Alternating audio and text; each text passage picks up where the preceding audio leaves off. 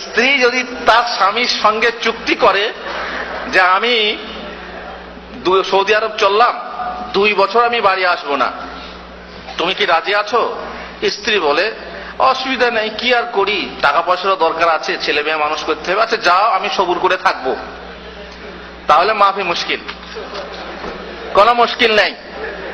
এবার আপনি এখানে এলেন, সেই চুক্তি খেয়াল না রেখে থেকেই গেলেন, বউ বলছে বাড়ি এসো, আপনি গেলেন না। 2 বছর, 3 বছর, 4 বছর, অনেকে 10 বছর বাড়ি যায় না, সুবহানাল্লাহ।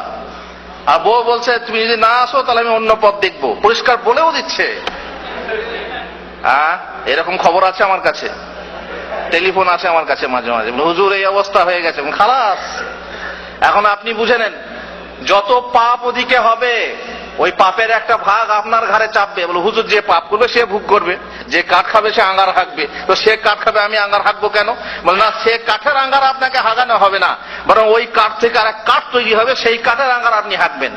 মানে পাপ হওয়ার ফলে, পাপ করার ফলে যে একটা পাপ আপনি কারণ হয়েছেন, সেই কারণ হওয়ার যে একটা পাপ আপনি ভোগ করবেন। অর্থাৎ চুক্তি অনুযায়ী ফিরে যাওয়া আপনার জন্য ওয়াজিব।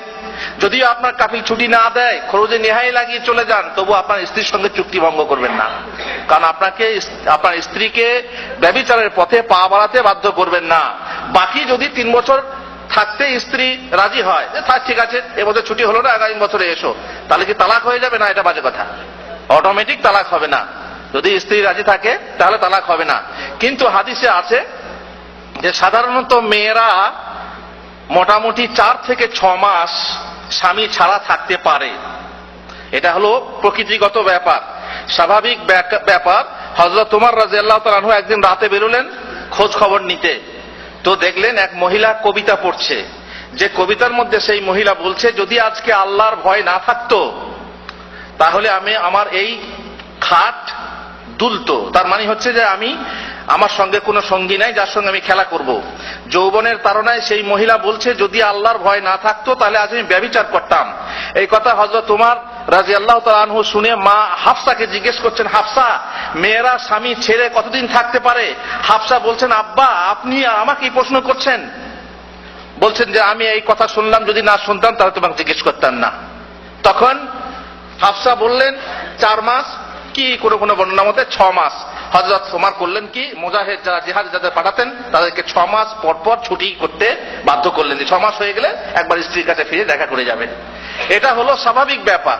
কিন্তু এই স্বাভাবিকতাকে যদি অতিক্রম করে কোনো মহিলা থাকতে পারে তাহলে কোনো অসুবিধা নেই চুক্তি অনুযায়ী। অতএব খবরদার, যখনই বুঝবেন যে স্ত্রী টেলিফোন করছে, গড়বড় কোনো কিছু বোঝা যাচ্ছে গড়বড়, তখন ছুটি লাগিয়ে তাড়াতাড়ি যান। আর যদি কাফিল না ছাড়ে তো আপনি চাকরি ছেড়ে চলুন, হুজুর এত বড় একটা চাকরি ছেড়ে যাবো, আপনার ভিসা কথা পাবো। কিন্তু এর থেকে বড় সর্বনাশ আপনার ঘরে হচ্ছে, সেখানে সেই সর্বনাশ রক্ষা করতে আপনার দায়িত্ব বিরাট।